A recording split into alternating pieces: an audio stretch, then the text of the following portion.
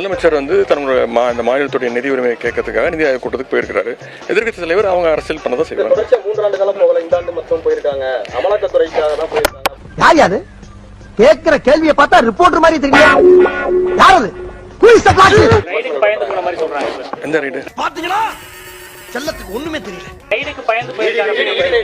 இடி ரைடுக்கு பயந்து. பல முறை நான் சொல்லியிருக்கிறேன், இடி இல்ல மோடிக்கும் நான் பயப்பட மாட்டோம். நாங்கள் தொடர்ந்து எங்களை குரல் கொடுத்து தான் இருப்போம். இது ஏதோ காமெடி பீஸ்ரா, ரொம்ப வீக்கா இருக்கான். என்ன பண்ணாங்க வந்து இப்ப நான் என்ன உங்கள்கிட்ட சொல்றது? மிரட்ட பார்த்தாங்க. மிரட்டி அடி பண்ணி வைக்கிறதுக்கு பயப்படுறதுக்கு அடிமை கட்சி கிடையாது திமுக.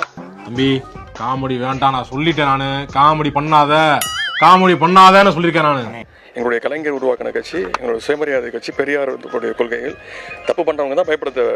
நாங்கள் யாருக்கும் அடி பண்ணி தேவையில்லை, பயப்படவும்